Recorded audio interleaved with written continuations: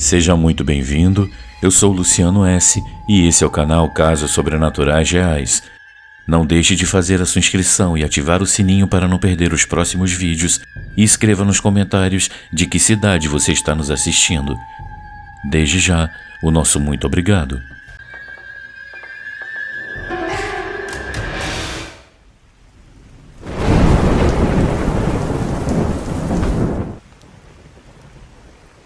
O vestido de noiva.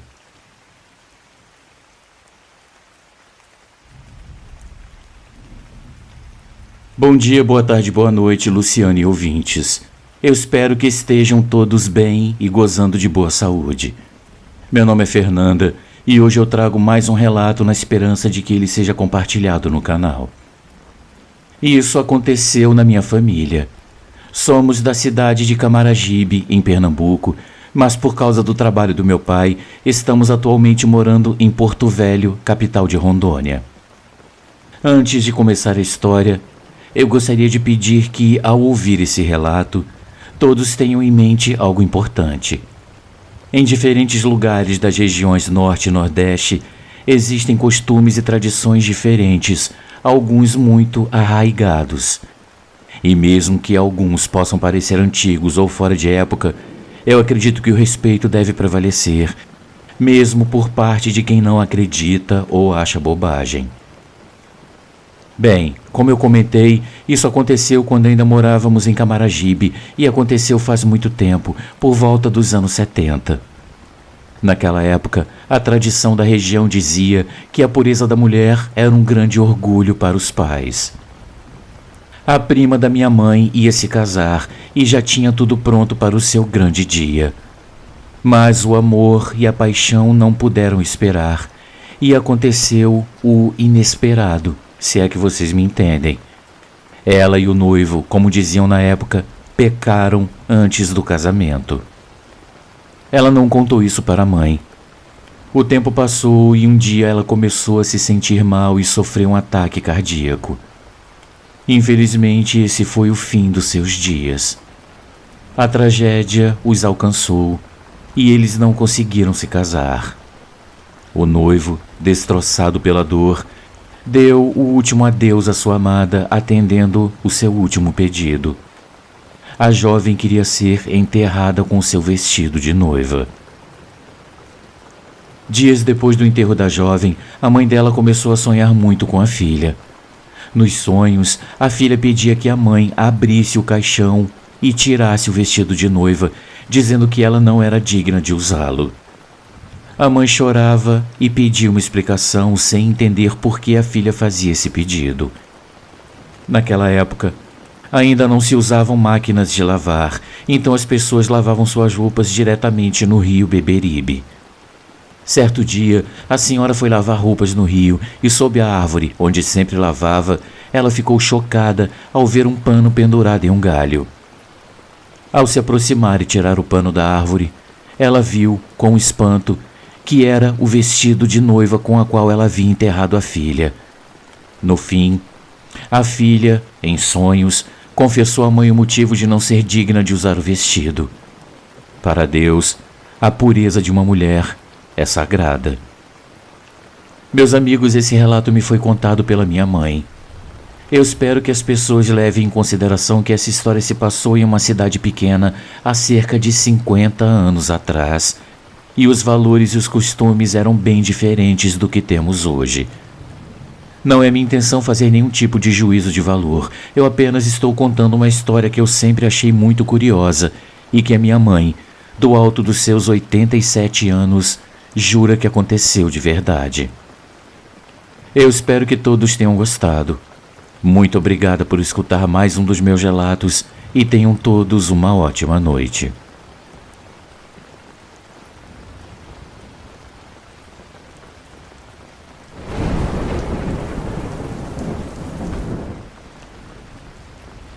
A menina que atravessou a parede.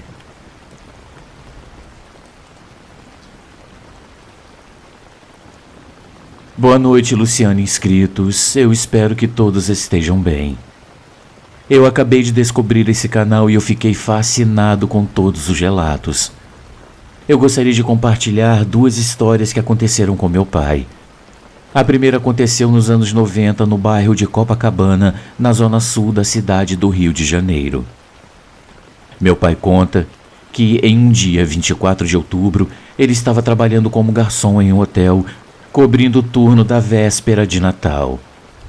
Ao final do turno, ele foi até o bairro de São Cristóvão buscar a minha mãe e minhas duas irmãs, que eram pequenas na época. Elas estavam na casa da minha avó, em uma rua em frente ao que hoje é um supermercado. Quando meu pai chegou, ele bateu na porta por quase meia hora, esperando que alguém abrisse. Eram cerca de 4 da manhã, e em um momento ele viu de relance uma menina pequena de aproximadamente 7 anos, usando um vestido branco e sandálias, que caminhava pela rua vindo em sua direção.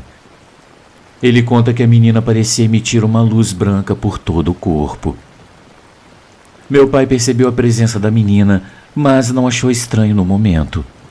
Porém, segundos depois, a menina se aproximou e perguntou: "Senhor, que horas são?" O meu pai respondeu que eram 4 da manhã. E nesse momento, ele começou a refletir sobre o que uma menina estaria fazendo sozinha na rua aquela hora. Ele voltou para olhar para a menina e viu que ela estava caminhando de costas para ele. Mas o mais assustador foi quando ela, sem parar de caminhar, passou a mão direita através da grade de uma janela, como se sua mão fosse feita de fumaça. Nesse momento, meu pai ficou paralisado ao vê-la inclinar o seu corpo e atravessar a parede, entrando na casa, como os fantasmas fazem nos filmes. Quando finalmente minha avó acordou com as batidas e abriu a porta, ele contou o que tinha acontecido. Para sua surpresa, ele descobriu que ele não foi o único a ter algum tipo de contato com aquela menina, algo que foi confirmado mais tarde por uma vizinha, que também a havia visto e até o escutou conversando com aquela entidade. O meu segundo relato também aconteceu com meu pai. Ele trabalhava em uma fábrica de peças automotivas no turno da noite.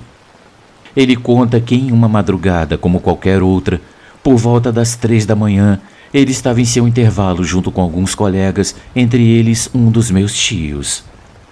Durante as pausas, eles gostavam de sair para fumar, então meu pai decidiu ir até o refeitório, que ficava a poucos metros da porta onde os outros estavam.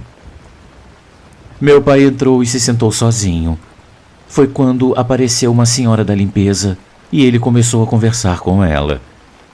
Eles trocaram algumas palavras por uns 15 minutos, conversando sobre o trabalho e o turno da noite.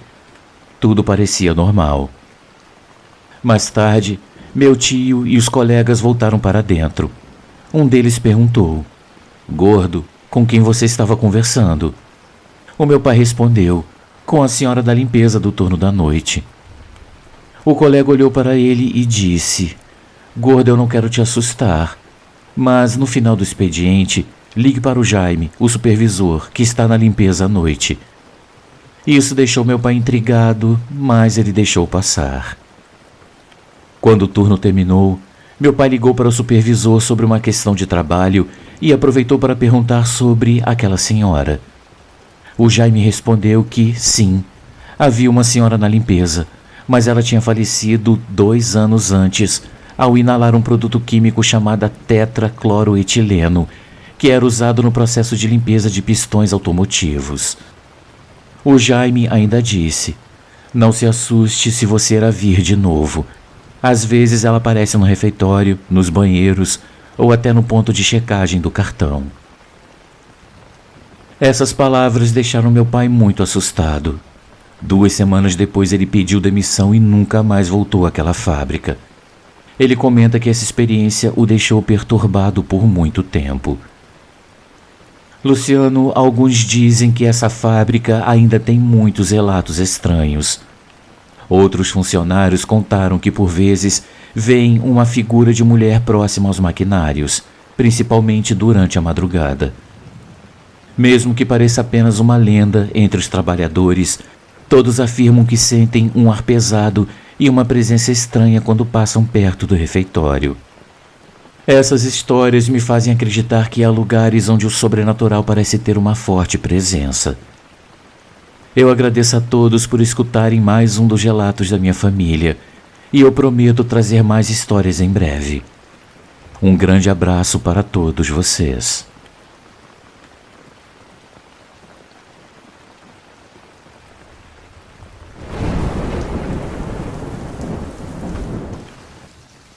O aterrorizante caso paranormal de Daniel.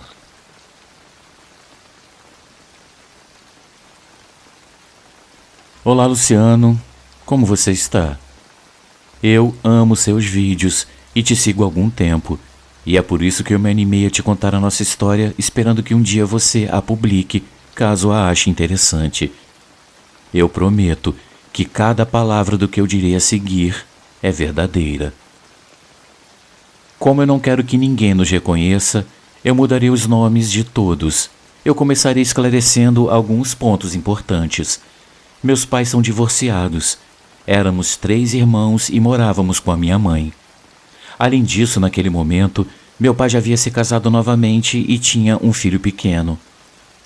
Bem, eu sou a mais velha dos 3, e além de ter ouvido vozes estranhas algumas vezes em minhas noites de insônia, ou uma criança agonizante do lado de fora da minha janela, eu não tinha vivido muitos sustos e nunca havia passado por nada realmente sobrenatural.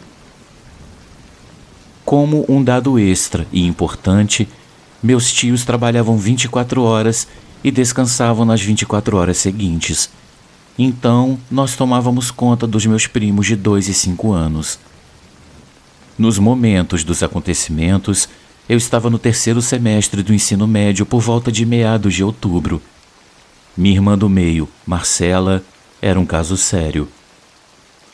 Ela desafiava nossa mãe e se dedicava a complicar nossas vidas com um temperamento muito forte e horrível, recusando-se a receber a ajuda psicológica e psiquiátrica que ela precisava, porque, segundo suas próprias palavras, ela não era maluca. O importante disso é que, em um acesso de raiva, ela quebrou várias coisas do nosso irmãozinho Daniel e vários pertences da minha mãe. Quando minha mãe a confrontou, a Marcela tentou agredi-la e eu a impedi. Foi então que ela se mudou para a casa onde passávamos os fins de semana com nosso pai.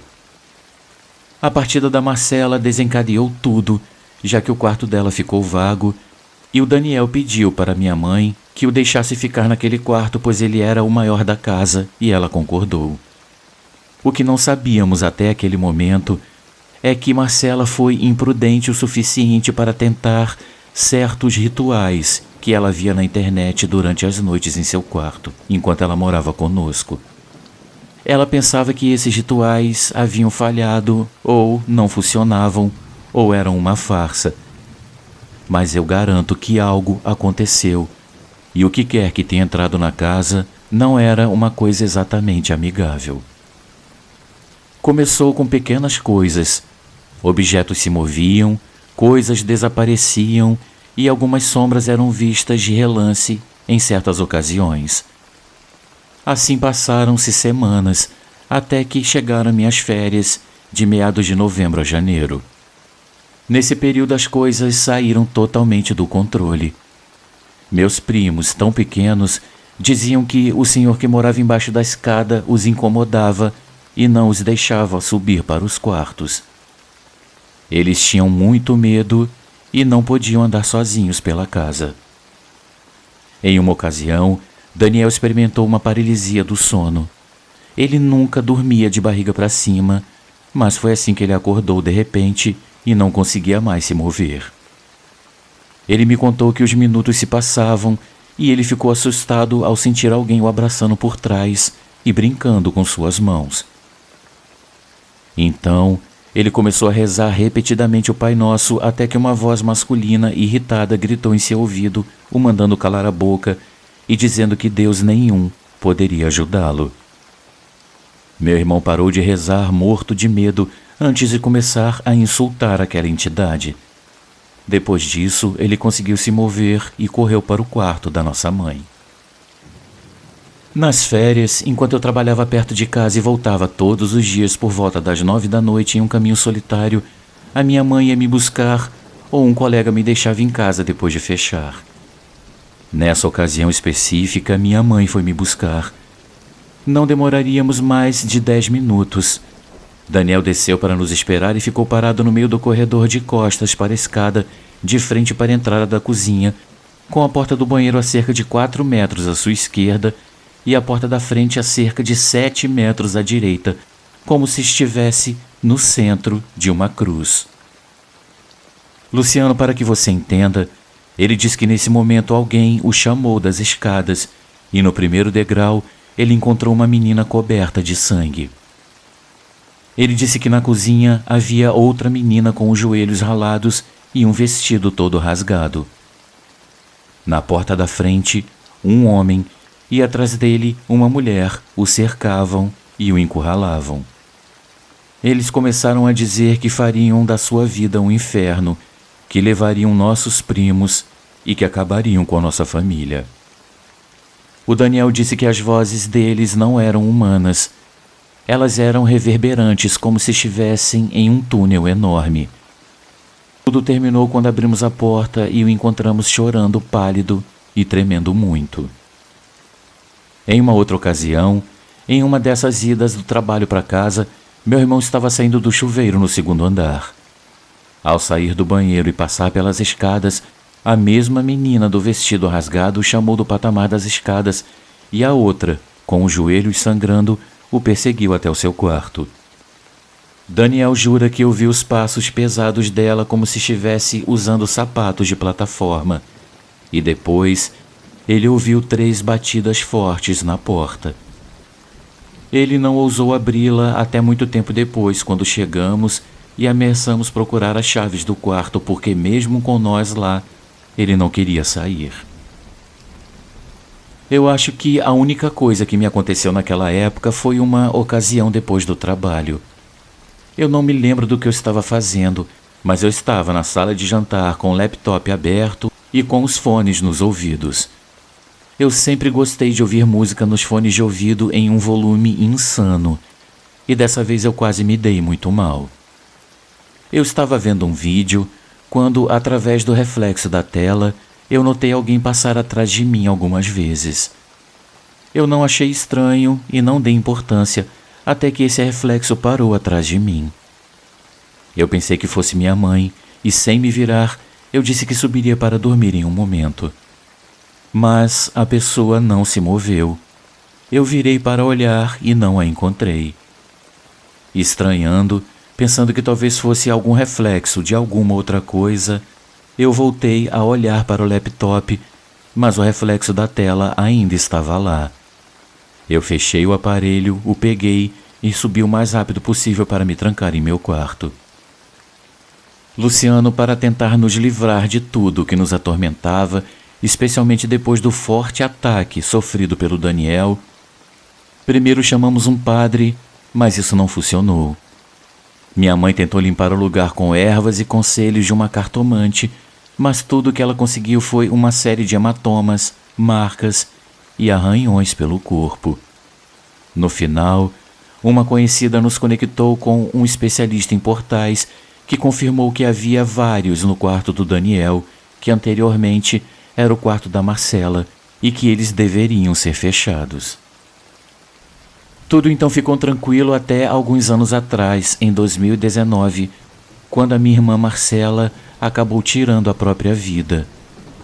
Desde então, em datas específicas, alguns objetos que antes eram dela aparecem se movendo sem explicação aparente. Isso ficou mais evidente durante a quarentena e meus primos pararam de frequentar a nossa casa. Agora somos apenas nós 3 naquela casa.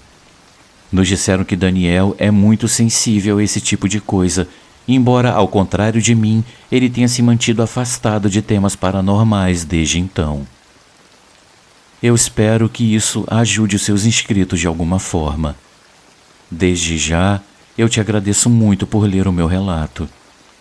Um grande abraço a você, Luciano, e a todos os inscritos desse canal maravilhoso.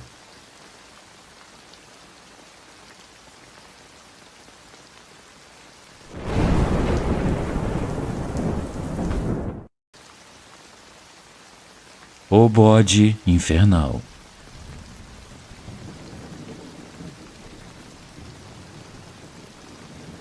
Meu nome é José Augusto e atualmente eu moro em Conselheiro Lafayette, Minas Gerais.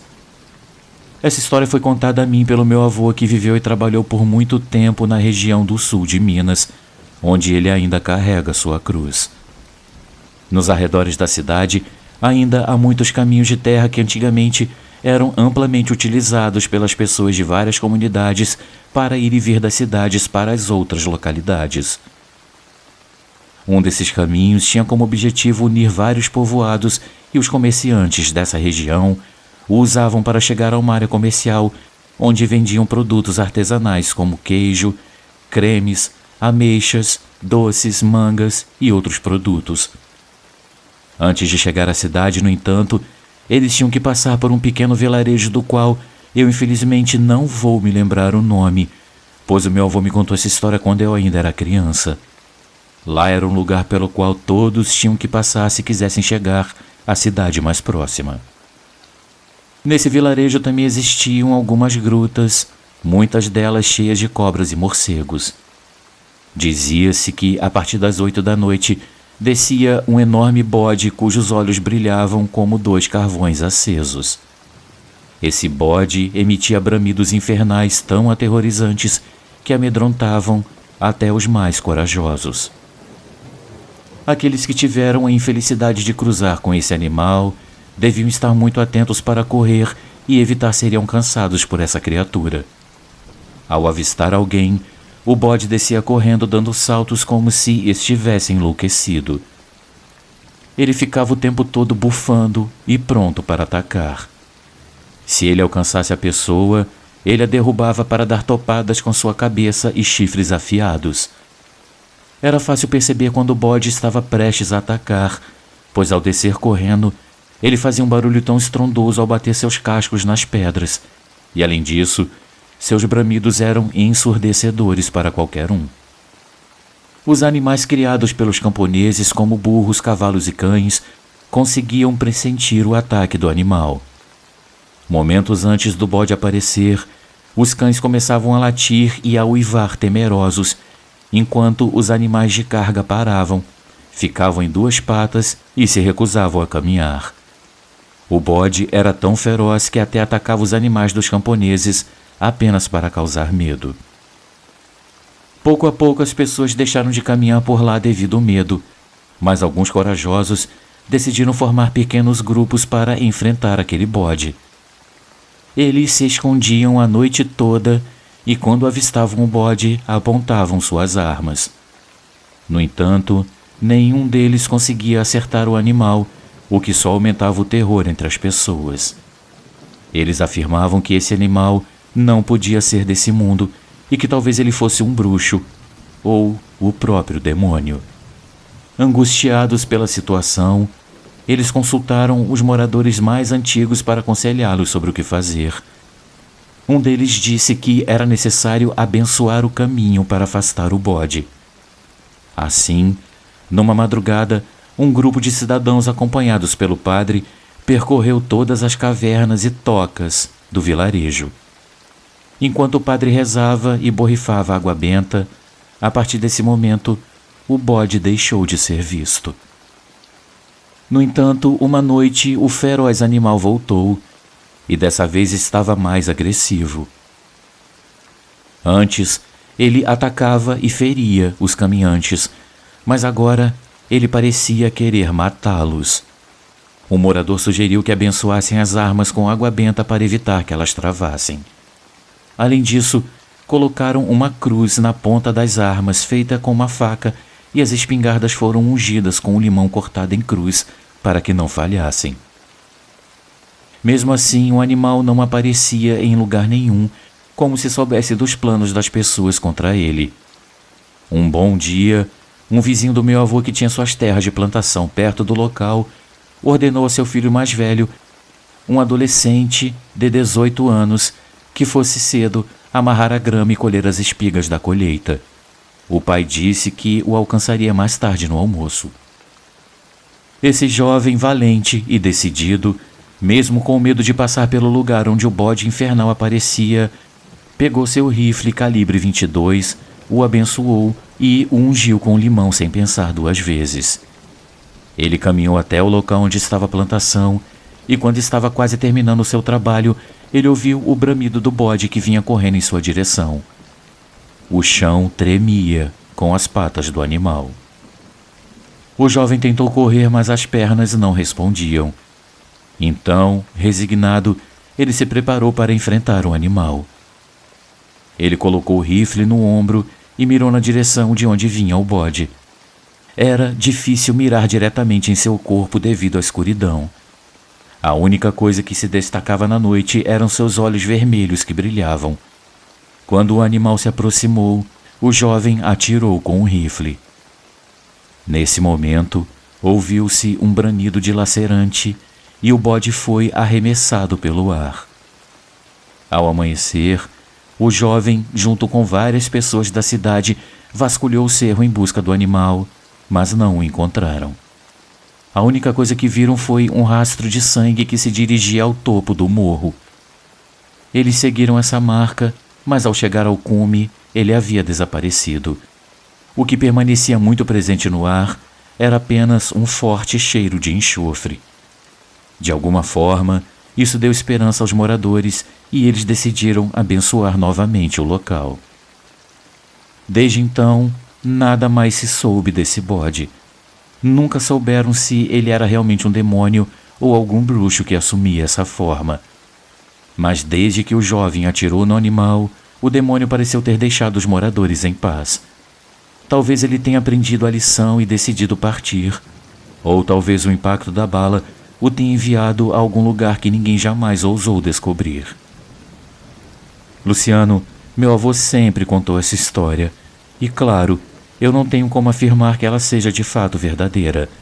A única coisa que eu posso garantir é que meu avô sempre foi um homem sério e que ele não ganharia nada inventando uma história tão sinistra quanto essa. Muito obrigado a todos por ouvir a minha história.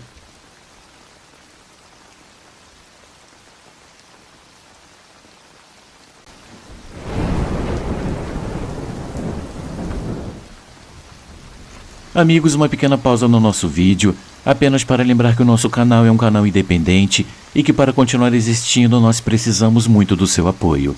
Existem muitas formas de você ajudar o canal. Uma delas é contribuindo com qualquer quantia utilizando a chave Pix que está aparecendo na sua tela. Outra é se tornando membro contribuindo com apenas R$ 7,99 por mês clicando no link Seja Membro. Você também pode nos ajudar sempre curtindo, comentando e compartilhando nossos vídeos, pois dessa forma a plataforma vai ampliar o alcance do nosso canal e ele será cada dia mais conhecido. Desde já, a gente agradece e agora vamos continuar com o vídeo.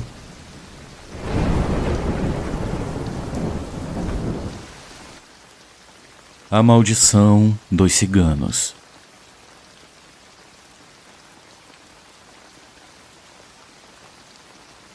Olá, Luciano, e a todos os inscritos do canal. Eu agradeço a você por me trazer lembranças da minha infância quando meu pai me contava essas histórias sobrenaturais e coisas do tipo, pois ele era natural do interior de Minas Gerais e via muita coisa por lá. Enfim, com esse seu especial Relatos de Policiais, eu me lembrei de um fato muito triste que ocorreu em um batalhão da região metropolitana da cidade onde eu moro.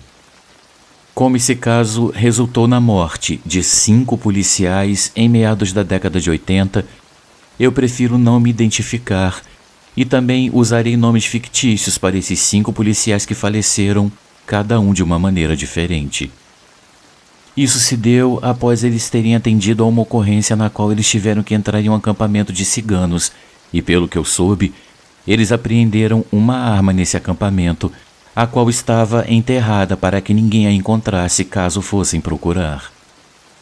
Pelo que contam, eles tiveram que usar a força para entrar nesse acampamento, pois os ciganos não permitiram que eles entrassem. E assim, a ocorrência foi encerrada com sucesso com a apreensão da tal arma após uma denúncia anônima. Ao menos foi isso o que todos acharam após a ocorrência. No entanto, ali começariam uma série de mortes trágicas e inexplicáveis. Os 5 integrantes da guarnição daquela ocorrência aparentemente simples perderam suas vidas dentro de um curto espaço de tempo e da seguinte maneira. O sargento Noronha levou um tiro na cabeça de um revólver calibre 22 de um menor que ele foi prender. O cabo Abel caiu de uma altura de 6 metros em frente à entrada do refeitório do batalhão ao passar a perna por um pequeno portãozinho de 50 centímetros de altura. Ele teve morte imediata por traumatismo craniano. O soldado Elias morreu em um assalto a um ônibus no qual ele viajava. O soldado Junqueira, ao sair do banheiro, levou um tiro no peito da própria arma, disparado pela irmã dele, que tinha problemas mentais. O soldado Cláudio foi baleado em uma ocorrência de roubo quando ele estava de folga e foi ajudar a vítima que estava sendo roubada. E assim, Luciano, toda a guarnição morreu em um curto espaço de tempo e o batalhão, em peso, claro que de maneira não oficial, associou as mortes àquela ocorrência com os ciganos. Isso aconteceu de verdade e todas as mortes foram amplamente noticiadas pelos jornais da cidade na época. Muito obrigado por contar o meu relato e um grande abraço a todos.